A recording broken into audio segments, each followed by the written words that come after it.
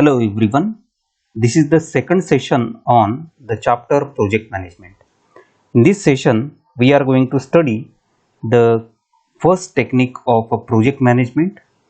The name of this technique is critical path method, which is abbreviated as a CPM. Now in this session, we are going to discuss these points. That means the construction of the CPM network, then determination of the critical path, then determination of the project duration, and computation of total float, free float, and independent float. So let us start. Now we know that in the CPM, that is critical path method, the duration of each activity, it is given in the form of a deterministic time. So that means a time which is remaining constant without considering the situation under which the project is going on. Now let us take one example, and by taking that example we will understand how the CPM network can be constructed, how the critical path and project completion time can be calculated or determined, and after that what is meant by total float, free float, and independent float, and how they are calculated. So this is the example given. The example is the details of activities involved in a project are summarized in the following table. Construct the CPM network, determine the critical path and project completion time, compute total float, free float, and independent float. Now this is the table in which the various activities of the projects are given. Along with that activity, the immediate predecessor activities and the duration of each activity in months are also given. Total activities in the given project are from A to N.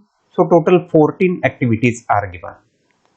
So now let us construct the CPM network based upon these activities given in the table. So construction of a network. We will start for the construction of a network from node 1. Already in the previous session we have seen the rules for constructing the network. So there we have seen the starting and ending nodes of the network or of the projects must be unique. So here we will take only one node for or only one starting node for the construction of network. Now here activity A, the immediate predecessor activity of the given activity A, there is no immediate predecessor activity. So that means we can start activity A from node 1. So this is activity A, which is originated from node 1. The activity A, it is written on this arrow, or it is called arc or branch. Along with the name of the activity, the duration of that activity is also given. Now activity B, there is no immediate predecessor activity for the activity B, and the duration of that activity is 6 months. So this is activity B originating from node 1 having the duration of 6 months. It is written along with the name of activity. Activity C, again for the activity C, no immediate predecessor activity. So that means activity C will be started from node 1. So this is activity C. Now activity D, for the activity D, immediate predecessor activity is B. So that means activity D can be started only after the completion of activity B. So here we will complete the activity B first. So at node 3 the activity B is completed, and after that we will start the activity D. So this is activity D, whose duration is 3 months. Now activity E, the predecessor activity for the activity E is A, activity A. So we will complete the activity E and then we will start activity E. Then for the activity F, predecessor activity is again activity A. So that means activity F we will start from the node 2. Then for the activity G, predecessor activity is B. So that means this is the node 3 where activity B is completed. From this node we will start the next activity, that is activity G. After that activity H, there are two immediate predecessor activities for the activity H. That activities are activities C and D. So that means after completion of activities C and D, we can start activity H. So these are the activities C and D.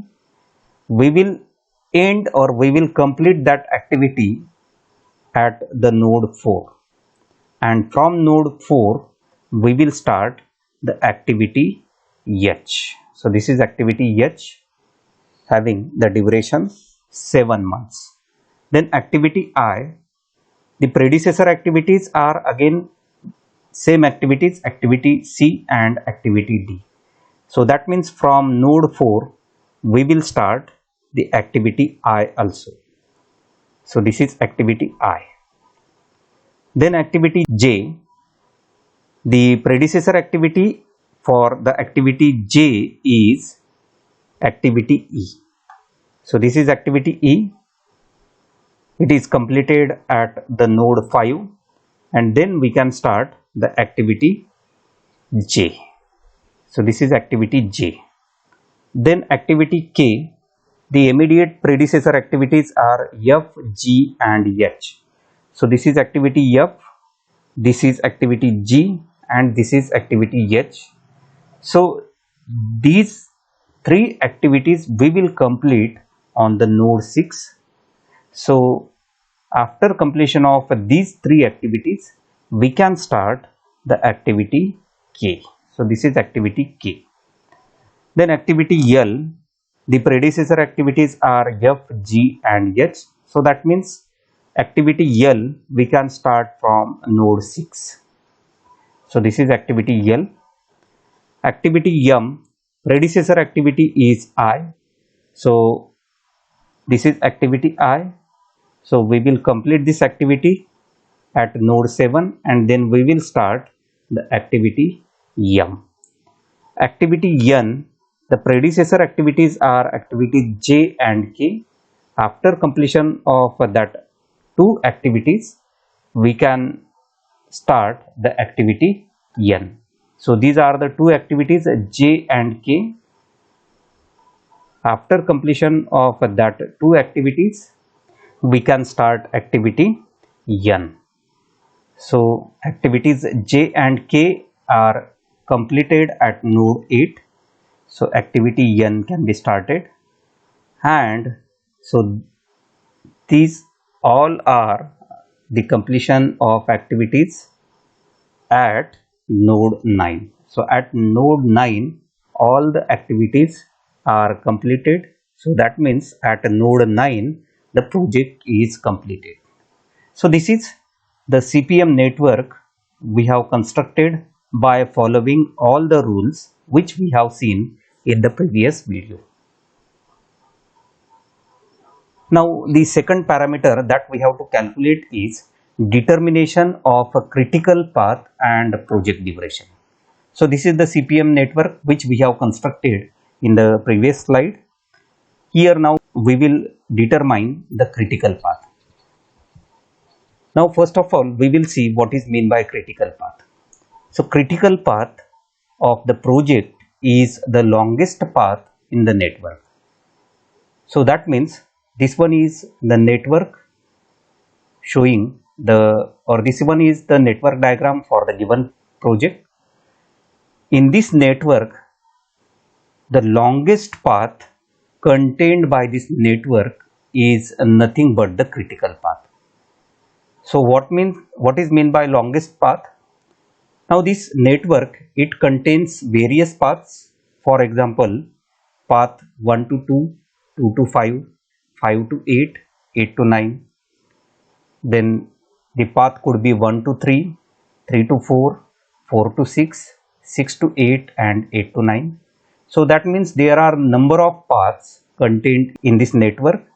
Now amongst all these paths, the longest path in the project or in the network is nothing but the critical path. Now how the length of the path is calculated? The length of the path is calculated by this activity duration.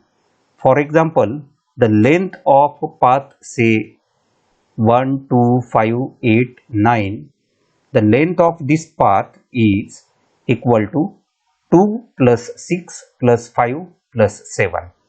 So summation of the duration of the activities on that particular path is nothing but the length of path.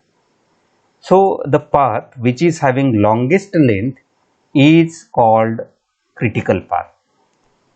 So critical path can be determined by two methods. There are two methods by which the critical path can be determined. Method first. So in the method first, listing out of all the possible paths from the start node to the end node of the project. So from starting to ending node, whatever the possible paths are there or whatever the feasible paths are there, all that paths have been listed out. For example, path 1, 4, 7, 9, path 1, 3, 6, 9, path 1, 3, 4, 6, 8, 9 and so on. So all possible paths have been listed out, and after listing out these paths, the longest path have been determined, and whatever the longest path which is determined, it is nothing but the critical path. But this method have several drawbacks. In a large network, one may commit mistake in listing all the paths. So there may be chances of missing out the listing of the path. Now if the path listing have been missed, there may be chances of happening mistake. So moreover, this method will not provide necessary details such as total float, free float, independent float. It cannot be done with the help of this method. So that's why generally this method is not used. So that means determination of a critical path by listing out all the possible paths and then determining the longest path. This method generally it is not used.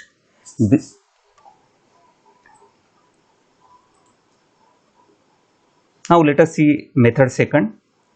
This second method consists of two phases. In the phase 1, the determination of earliest start time, that means ES, of all the nodes are calculated by the forward pass method or by simply forward pass. And in the phase 2, the determination of latest completion time, that means LC, of all the nodes is calculated by the backward pass. Now what is mean by forward pass and backward pass? The determination of earliest start time for the node 1, it is calculated first, and after that in this direction all the earliest start times for each node have been calculated. So the movement of or movement in this direction for the calculation of earliest start time, this movement it is called forward pass.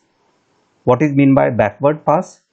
So the determination of latest completion time, it is calculated first at the node 9. So that means it is calculated on the ending node first, and after that in this direction all the latest completion times have been calculated. So this is called backward pass.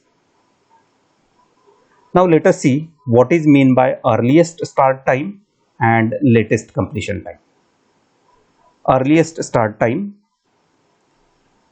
Earliest start time of an activity represents the time which an activity can begin at the earliest.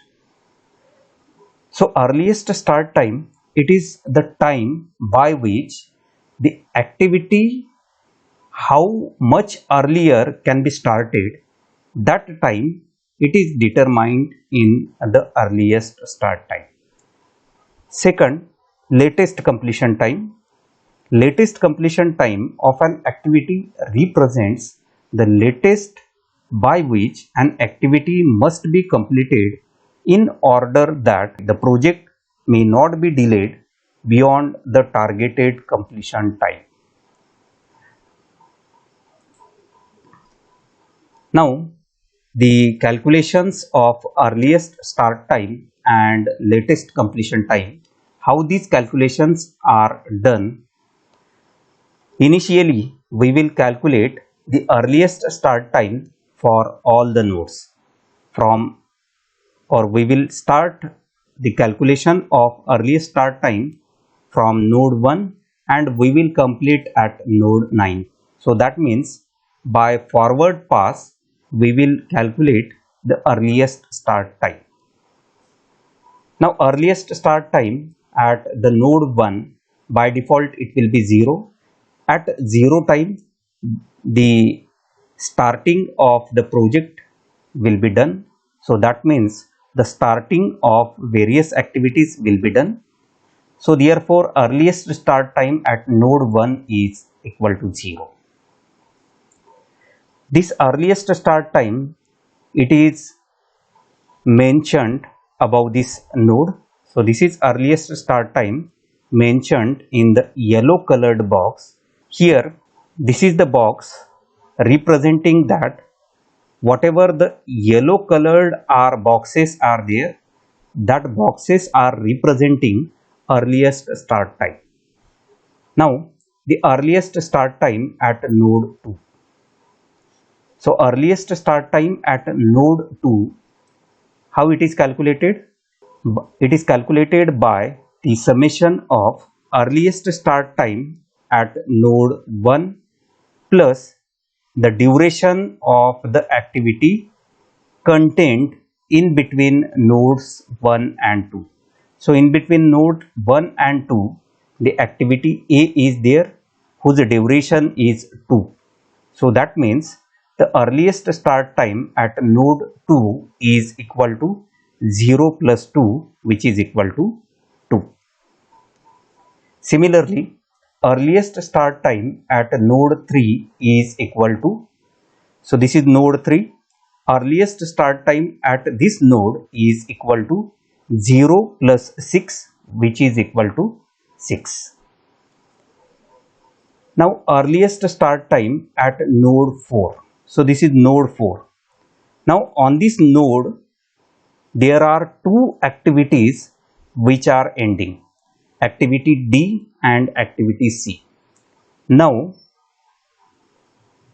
there are two time estimates which are getting. What that two time estimates are? So 6 plus 3 and 0 plus 4. Now amongst these two time estimates, which one is earliest start time? So maximum from 6 plus 3 and 0 plus 4 is nothing but the earliest start time at node 4. So earliest start time at node 4 is equal to maximum of 0 plus 4 and 6 plus 3. So maximum in between these two is this 6 plus 3, which is equal to 9. So whichever is maximum, it is considered as a earliest start time for that particular node. Now earliest start time at node 5. So this is node 5. Earliest start time at this node, it is equal to 2 plus 6, it is equal to 8. Earliest start time at node 6. At node 6, 3 activities are ending. Activity F, activity G and activity H. So maximum from 2 plus 6, 6 plus 3 and 9 plus 7, it is considered as a earliest start time at node 6. So 9 plus 6, 9 plus 7 it is 16, 6 plus 3 it is 9 and 2 plus 8 it is 10. So maximum is 16, that is considered as a earliest start time at node 6. Then earliest start time at node 7, it is equal to 11. By the similar type of calculations, it is calculated. Earliest start time at node 8, it is equal to maximum of 8 plus 5 plus 16 plus 4, it is equal to 20. So that means 16 plus 4, it is maximum 1, which is considered as a earliest start time. And finally, earliest start time at node 9 is equal to maximum of 16 plus 3. So this is 16, 16 plus 3, 11 plus 13 and 20 plus 7. So maximum is 27 amongst these three summations. So this is the earliest start time at node 9. So in this way we have calculated all the earliest start times at each node. Now let us calculate the latest completion time at each node by backward pass. So that means we will calculate latest completion time at node 9 and we will complete all that calculations of latest time at node 1. So that means in this direction we will calculate that latest completion time. So latest completion time at node 9 is equal to earliest start time at node 9. So this must be keep in mind. So our latest completion time on the ending node is equal to earliest start time on the same node. So earliest start time on the node 9 is 27, which is equal to latest completion time for the same node, that is node 9. So LC at node 9 is equal to ES at node 9, which is equal to 27. Then latest completion time at node 8 is equal to, how it is calculated? It is calculated by subtracting latest completion time of the node 9 minus duration of the activity in between the node 8 and 9. So that means 7. So 27 minus 7, it is equal to 20. Then latest completion time at node 7, which is equal to latest completion time at node 9 minus duration of the activity in between 7 to 9, that is 13. So 27 minus 13, it is equal to 14. Now latest completion time at node 6. So at node 6 or from the node 6, two activities are originated, activity K and activity L. Now what is mean by or how the latest completion time at this node is calculated?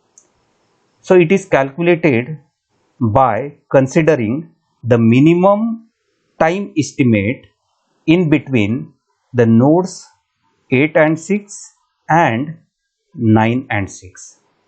So minimum of 27 minus 3 and this 20 minus 4. So minimum in between these two subtractions, it is considered as a latest completion time. So minimum is 16.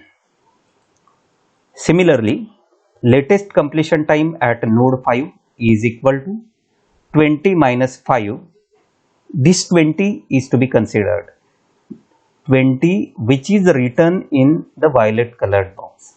Here the meanings of these two boxes are given. So this violet color box, these violet colored boxes are representing the latest completion time at the various nodes. So latest completion time at node 5 is equal to 20 minus 5, which is equal to 15. Similarly,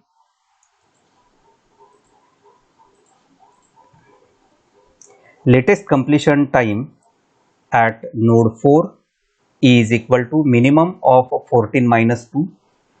So at node 4, this one is the node 4. So minimum of 14 minus 2 and 16 minus 7. So these are the two activities I and H are originating from node 4. So that's why minimum amongst these two time estimates have been calculated, and that minimum it is recorded as a latest completion time. So minimum is this 9, which is obtained by subtracting 7 from 16. Then latest completion time at node 3 is 6. Latest completion time at node 2 is 8. And latest completion time at node 1 is 0. So it is obtained by calculating minimum of 9 minus 4, 6 minus 6 and 8 minus 2, which is equal to 0. Now, how the critical path has been determined, let us see. So here all the earliest start times and latest completion times by forward pass and backward pass have been calculated. Now, before determining the critical path, we will see first what is meant by critical activities, and with the help of critical activities, we will determine the critical path. So first of all, we will see critical activities. Critical activity is the activity in which earliest start time and latest completion times are same on the starting and ending nodes of that activity. So that means the critical activity, it is the activity in which the starting and ending nodes are representing same earliest start time and latest completion times. For example, if I consider the activity B, which is in between node 1 and node 3, on the node 1, the earliest start time and latest completion times are same, and node 3 also earliest start time and latest completion times are same. So 6 6. So that means the activity B is called critical activity. So similar to activity B, which are those critical activities? So activity D, here 6 6 9 9, then activity H 9 9 16 16, activity K here again 20 20, and activity N 27 27. So these are the critical activities. Now let us see what is meant by critical path, or how the critical path it is calculated with the help of this second method. Earlier in the method first we have stated that the critical path is the longest path in the given network. So how that longest path have been determined in the second method or with the help of second method? So it is determined with the help of critical activities. So the path formed by the critical activities is called critical path. So critical path in the given network or in this obtained network is this B, B to D, D to H, H to K and K to N. So this is the critical path. 1, 3, 3 to 4, 4 to 6, 6 to 8 and 8 to 9. So on this path, the critical activities are there. So path formed by critical activities, it is called critical path, and it is the longest path in this network. Now let us determine the project completion time. So project completion time, it is the summation of a duration of all the critical activities. So what is meant by project completion time? So it is the time by which the project can be completed. How that project completion time is calculated? It is calculated by simply summing the duration of all the critical activities. So critical activities are B, D, H, K and N. We will sum or we will add the duration of all these activities. So that means 6 plus 3 plus 7 plus 4 plus 7, which is equal to 27. So project completion time of this project is 27 months.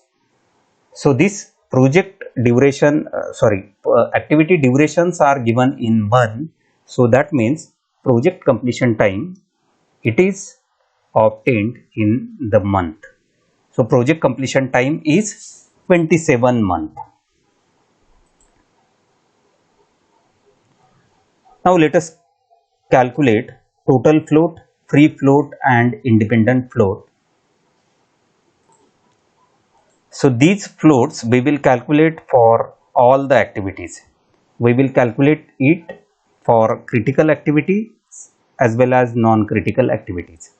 So first of all, we will see what is meant by free float.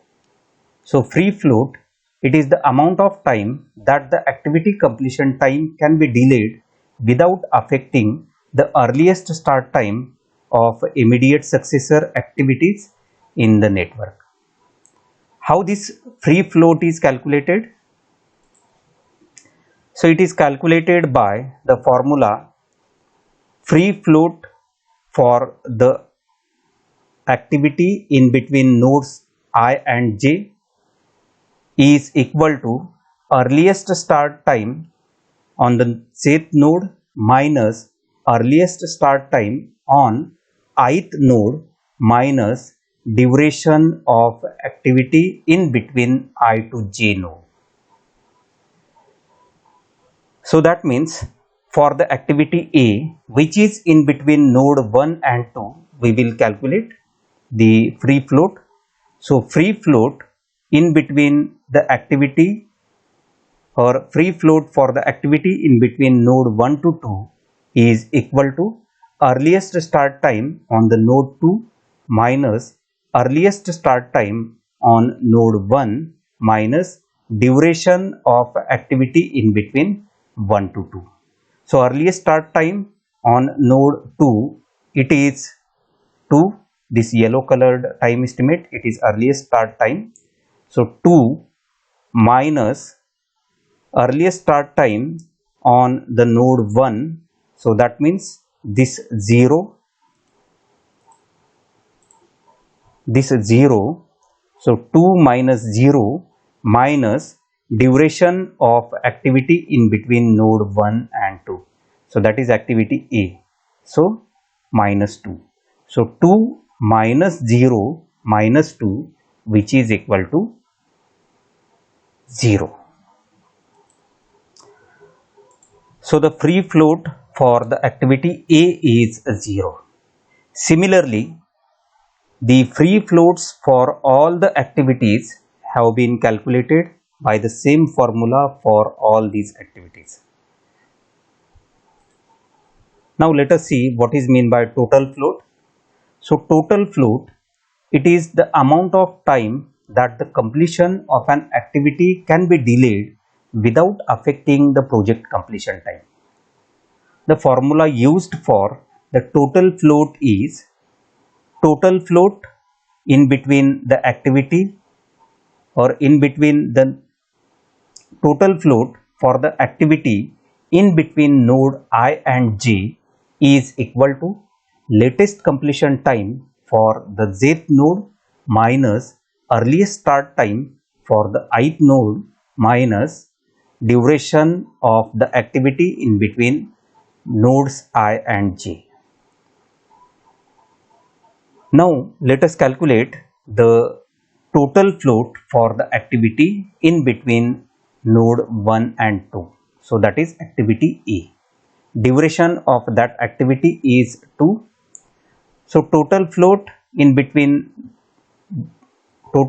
for the activity in between node 1 to 2 is equal to latest completion time on the node 2 minus earliest start time on the node 1 minus duration of the activity in between node 1 and 2. So LC2 it is 8 minus ES1, this ES1 it is 0 minus D12 it is 2. So 8 minus 0 minus 2 it is equal to 6. Similarly, total float for the activity in between 1 and 3, in between node 1 and 3, that is activity B, whose duration is 6, it is equal to latest completion time on the node 3, that is 6, minus earliest start time on the node 1, that is 0, this one 0, minus duration of activity B, that is 6. So 6 minus 0 minus 6, which is equal to 0. So in the same way, the total floats for all the activities can be calculated. Now if we see the critical activities, which are the critical activities? Activity B, D, H, K and L. If we see the total float for these critical activities, total float for activity B it is 0, total float for the activity D it is 0, total float for the activity H, this is critical activity, it is also 0. Then critical activity next it is K, total float for that activity is also 0, and total float for the last critical activity, that is N, it is also 0. So that means the total float for the critical activity or for the critical activities is always 0. Now let us calculate the independent float. What is meant by independent float? It is the amount of time which can be used without affecting the head and tail event. How this independent float is calculated? So this is calculated by using this formula. Independent float for the activity in between I and j node is equal to earliest start time for the jth node minus latest completion time for the ith node minus duration of the activity in between I to j node. So now independent float for the activity A, which is in between node 1 and 2, duration of that activity is 2. So independent float for the activity in between 1 to 2 is equal to ES2. ES2 it is 2 minus LC1 it is 0 minus D12 which is equal to 2. So that means 2 minus 0, this 0 minus 2 which is equal to 0. So in the same way we can calculate the independent float for all other activities. So in this way, in this video we have seen critical path method. In this video we have seen how the CPM network construction can be done, how the critical activities, and by calculating critical activities, how the critical path can be determined, and by determining critical path, how the project completion time can be determined, that also we have seen. And after calculations of the project completion time, we have seen the various types of floats contained in the CPM network. Thank you.